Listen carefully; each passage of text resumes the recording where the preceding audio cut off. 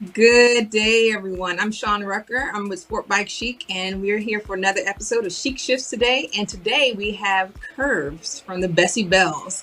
So, Kurvez, go ahead and tell us about yourself a little bit. My name is Tameka. My riding name is Kurvez, and as my dad would say, his last name Singleton. But native of Mobile, Alabama. 20-year Air Force veteran. One son, Demetrius, he's 28, lives in California, and hey, basically a world traveler, especially on two wheels. And the only girl of three boys. I have three brothers, no sisters. And you know how that is when you're the only girl, you get to do whatever you want to do. So, hey, live, ride, Absolutely. and free, be free. So, So, live, ride, and free. You are not only a rider, but you're also the founder and president of the Bessie Belles. How did you start the Bessie Belles, and what inspired you to do so? so the inspiration for the all-female ride came from a friend, which was my first motorcycle mechanic. His name is Ronald Drake Coleman, lives in Mississippi. I was stationed at Keesler Air Force Base in Biloxi. At the time, I started riding motorcycles, I think around '07. But I had also, before the Bessie ride, had started a ride called Divas Cruising the Coast, which we kind of did it on sports bikes across the Louisiana, Alabama, and Mississippi state lines. So he kind of knew that I had a background in, trying to bring women together on motorcycles. So that kind of spun out from there. And I was like, well, let me just go do some research on who Bessie Stringfield was, because at the time, I didn't know who she was. And when I read up on her, I was, intrigued and interested in, starting a ride. But, of course, let's see, in 2013, it really wasn't like a big thing to do as far as having all female rides. So how to get that started, what to do, was, there was no plan for that. But, I just was like, hey, we just want to ride. And, we picked a date to get out there and ride. And so myself and five other ladies said, let's do it. We did it. It grew from there. So we did it for like 8 years. And I kind of got burnt out because it's a huge task of trying to bring people across state lines and together.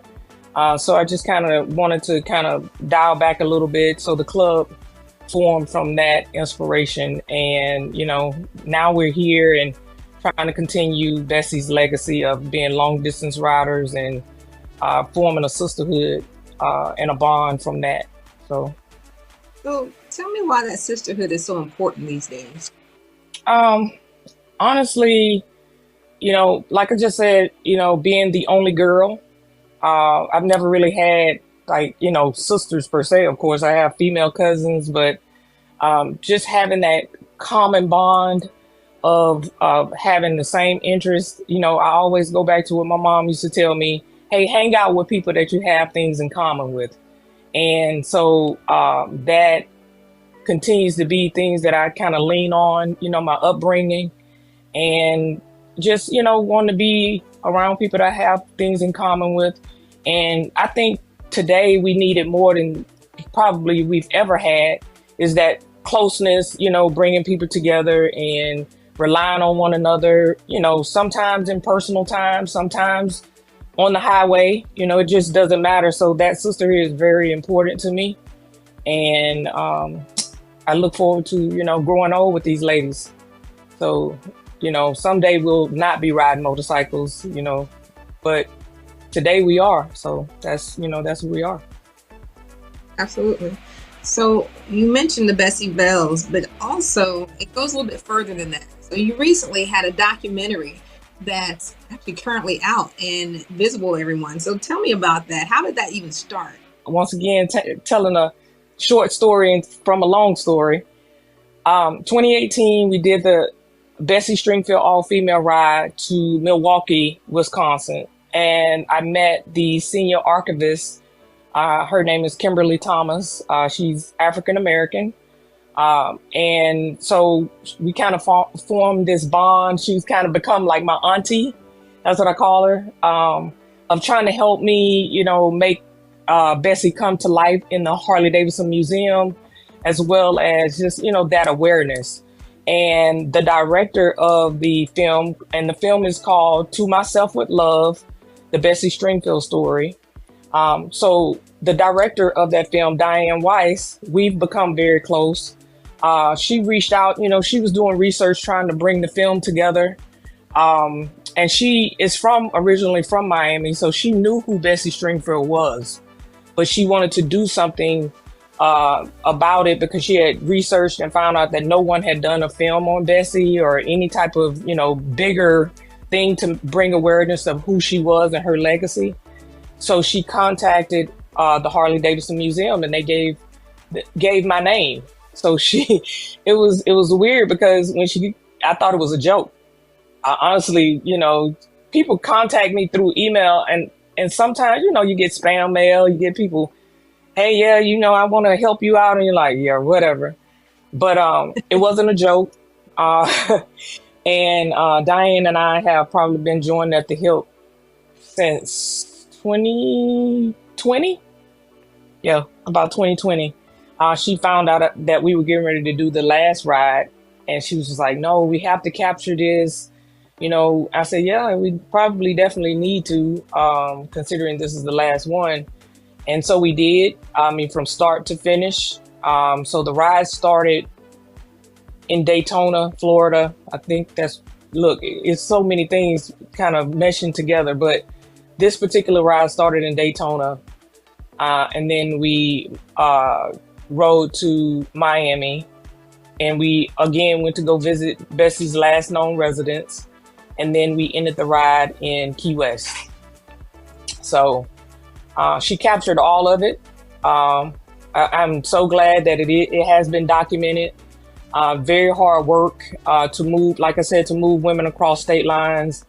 Not knowing the riding experience. You and I talk about safety all the time. So that riding experience is really, really big when you're trying to move people, on motorcycles. We have had, unfortunately, mishaps. We have had one fatality over 8 years. Unfortunately, we lost that lady in 2019. But she was an avid supporter of our ride. And, she's always on my mind because it's that one person, you know what I mean? But we try to do the best that we can to make everything safe. And we continue to do that, which is why safety is, such a big deal. But that documentary is kind of like near and dear to my heart now. It's just as close as the ride was to me, because it actually depicts Bessie in her own elements. It also tells a story that we've never heard from her in her own voice. So, people have never really had much information other than what the internet has about her. And she can now tell her own story, not coming from me or, my version of what I think Bessie or who she was, but definitely, from her. And I think that's the biggest takeaway of that film, is that she gets to tell her own story. No, absolutely. It's nothing like being able to tell. That's for sure. Oh, absolutely. Definitely. Speaking of telling stories, when you look back at the legacy that you had, like let's say 5 years or 10 years from now, what story do you want people to tell for you? I think, of course, my legacy has kind of formed inside of Bessie's legacy, kind of my brother kind of coined it as being the caretaker of her legacy, which, I am very, very in tune with. And I do certain things the way I think that she would like it to be done, at least in the riding side of it. But the thing that I would like for people to know that I care about people. I'm very, very hypersensitive to safety. People, we ride dangerous machines, but we still love it. And I think that if we're going to be on those two wheels, then we do the best to make sure that we could be safe. So to know that I care and that I was able to bring a lot of people together, like that's the biggest thing. Togetherness is really big for me. It's a part of who I grew up to be, my family. So that's the biggest thing, togetherness. Absolutely. So as you're preparing, you mentioned safety a few times. And how do you prepare these ladies for some of those long distance rides? We've done the biggest thing that I'm most proud of when it comes out of the Bessie Stringfield ride is that we did what we used to call them pep rallies, and then we kind of went to garage parties at Harley Davidson. But what inside of those garage parties were, we taught people how to pack their clothes. We taught people how, to prepare like different apparel, which, very in tune with your brand, you know what I mean? The things that you bring aboard for riding pants and things like that are, for us, for the women, because a lot of times we were wearing unisex clothes that didn't fit us. We talk about helmets, how to choose a helmet, you know what I mean? Like, what does that really mean? And, different things like that, or boots. When I first started riding out, I laugh at myself because to know where I've come from is just amazing.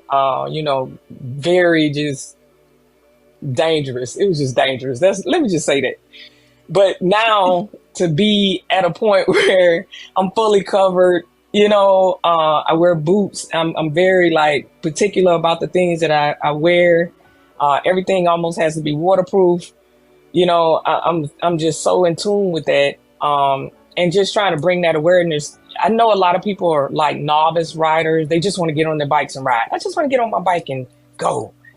But you still have to be protected, because it's not just us out there riding. People are riding around us and they don't see us most of the time. So, hey, do you have reflective stuff on? Or I'm so really in tune with that now. But I grew to be that, and evolution is a big thing to me.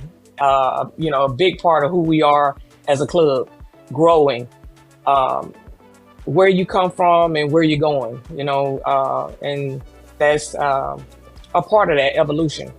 So, that's where we are. We did that for 8 years, and now about our safety class. So this is where we are, and I talk to you all the time about, hey, where we need to go with this, because I think we could do it bigger. And it's not just about my club, because these ladies are going to probably be forced to do it by way of bylaws and constitutions, but outside of that, because once again, I'm always about the togetherness, and sharing knowledge. So yeah, we taught a lot of things, road ID bracelets, making sure that people have those on. So because when you get hurt, you can't tell people what kind of ailments do you have? Are you diabetic? Are you, so these bracelets tell everything about us. As far as, one of the biggest things was not being able to see with your face shield, because it fogs up in the rain and things like that. So how do you eliminate that? Wearing pin locks on your helmets, and for people that don't ride motorcycles, it's just a little shield inside of your face shield that keeps your helmet from fogging up when you're riding. And SV, you kind of know about that, because how it is when you get caught in the rain. We don't just get off the motorcycle because it's raining. You know what I mean? You have rain gear, you have waterproof boots. I'm probably waterproofed all the way up to my helmet. You know what I mean? Gloves, socks, boots. I don't even have a rain gear set anymore. I have a riding suit that is waterproof. So, and then also investing in your ride, spending the money that you need to spend to make sure that you are, as safe as you can be. I like a lot of your apparel. It comes with spines and things in, hip spines and the back. And elbows. You know, a lot of that gear does not come like that when you first start to ride because you don't want it. It's uncomfortable, but you have to grow into that, you know, to be better at this game that we so love. So I know I kind of ramble, but that's, you know, how I am about that. I love talking about safety. I really do. I want to be here. I want to be a Bessie Stringfield, 79 years old, still riding motorcycles. So Absolutely. I can passionate. You know, when you've been riding for so long, there's some things that you value a little bit more that only comes with time and some lessons and some experiences that you're not going to get anywhere else. And so once you learn that, once it becomes ingrained in part of you, no, you're passionate about it. So I completely understand where you're coming from. absolutely. So what are you going to this year? Any kind of big rides you're doing? Yeah, personally, like I just talked about evolution, I have the Hoka 2024 Motorcycle Challenge. What this ride is a 10,000 mile ride, no GPS, all secondary roads, or probably, if it's not all, it's like 98% of the ride is secondary roads, which we would kindly think of as back roads. And then you have to sleep outside next to your bike. No sleeping in a hotel, camping out, basically. And so the ride starts in, once again, Daytona, Florida. And then we go down to Key West, the southernmost point in the United States. And then we end at the northernmost point, which is in Homer, Alaska. So 10,000 miles. When is that again? To it. I think it's it is August. So we leave on August the 4th out of Daytona. And then my goal is to finish within 14 days. So August 17th is the end of the road party in Homer, and I expect to be standing there with my finisher's patch. Let me ask you this much. Have you done this whole sleeping outside before, aside from the military? Yes. Okay. Actually, in the military, I didn't sleep outside. I was in the Air Force. So, you know, it wasn't much of sleeping outside in the Air Force. But I have since then. I have, in the last 2 years, I've been practicing, you know, I've done me a little camping out. Now, let me say this. This is not really my bag, you know. So I'm a little out of my element. Back rows I can do. You know, you guys have helped with the maneuvers because we will have a lot of tight maneuvers. They've already told us that a lot of your technical skills will be used. A lot of switchbacks on in the mountains, which I'm fine with that. I don't think I'm gonna have a problem. Gravel roads, because once you get past Canada into Alaska, it's a lot of gravel, unpaved roads.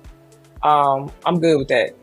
If I just got to walk the bike through it, I'm gonna get through that. I don't have a problem with it. But sleeping outside is probably my biggest challenge, because I'm a girly girl. You know, I do hotels. I don't. I'm not really. Yeah, but you know, I'm definitely. You know what I'm gonna do? I'm gonna journal. I'm gonna write a journal about that on the road. I'm gonna definitely video. I'm definitely gonna have videos. So, looking forward to it. Looking forward to seeing videos. Now, let me ask you this question. I guess we'll start to wrap it up. When it comes down to your Bessie Stringfield stories, where can we see that? So we're talking about videos. Where is that visible now? So here's what's going on with the film festival. The film, it's in film festivals. We've submitted to at least over 20 film festivals all the way until November. So throughout the whole year, but film festival time is really not until the fall. So we have what the process is: submitting the film, being accepted, and then, you know, and then attending the event date. So far, we've done 5. North Carolina, which was in Winston-Salem. We've done Orlando. We've done Palm Springs, which was the premiere in California. Pasadena, we've won 3 awards. We've also been to Dallas, So we have been winning at the film festivals. The next one is June 19th in Nevada, the Nevada Women's Film Festival in Las Vegas. We also just submitted to New Orleans. Some of these, okay, hold on for a second. Some of the, some of the film festivals are Academy Awards, meaning Oscar qualifiers. And the way that kind of works is if we win at the film festival first place and they are a qualifier for let me go back. If we win at that film festival and they are Academy Award film festivals, then you are automatically nominated for an Oscar. Look at that. So well, I am a consultant producer along with my co-founder of the Bessie Belles, Lynette Taboo Wigfall. We are consultant producers on this film.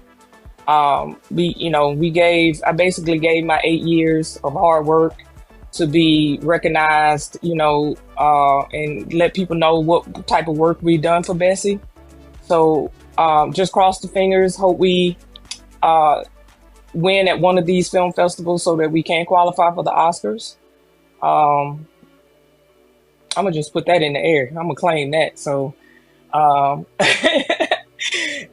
work has definitely been done, but we've been doing well at the film festivals. We have a couple for Mobile. We have New Jersey, Newark that we're still waiting on to be accepted to. So we have a lot of them that we put out. Newport, I think that's Orange County in California. So we had 3 in California. The last one is going to be in Fort Lauderdale, which is, close to Miami. I think that's November 22nd. I will definitely be in attendance I was at the first one. I will be at the last one. We are also, the biggest thing, somebody has contacted the director for us to make this a feature film. So hopefully we will be seeing that film next year on Netflix or, somewhere, HBO Max or somewhere. So we're looking forward to it. That is phenomenal. Congratulations. All the best when it comes to that. Just with everything else. I mean, you've done where you started and just starting to ride and starting to bring people together and starting to have this club and, just maneuver around the motorcycle world. That takes something else. That takes a special kind of inspiration and a special type of ministry, if you want to call it that. So testimony. Yes, thank you. Absolutely. Is there anything else that you want to say? What would you want to say to, let's say, the new riders that are out there? Any words of inspiration from Kurvez? Just, hey, enjoy the ride. That's the first thing. And evolution. All of my words start with ease. So the first one I would say is endurance. Endurance means, hey, take your time, grow into all the things that you want to be in motorcycling. It does take time, you know what I mean, to get to where you want to go. But you have to have lasting power. You can't give up and, throw it away. But if it's something that you really want, then enjoy the ride and be patient. Evolution. Hey, where you start is not where you're going to finish. Grow. And definitely look at yourself and say, hey, where I am now in the next 5 years, just like you asked me, where do I want to be? And you'll move throughout this process in different ways. And education. You got to be smart on these tools. The safety part is big. I take it very seriously. I taught school for like 7 years. My mom was a school teacher for 25. So education has always been a part of my life. And I think you just can't throw it away and say, hey, I don't need that. You need to be educated and you need to know and have knowledge. about these two wheels because they can be dangerous and you can lose your life. So make sure you are, growing, because if you get the education, the other two are going to follow. The endurance and the evolution is going to happen. So, and at the end, especially for all women that want to get on twos, empower. Pay it forward. Hey, take a lady under your wing and mentor her and show her, women can ride. We actually really can ride better than the boys, but we'll let them have it because it is their world. And that is how I want to end this. So thank you, Kurvez, for joining us today. Again, I'm Sean Rucker for SportBike Chic and another episode of Chic Shifts with Motorcycle Powersports News. Thanks so much, everyone.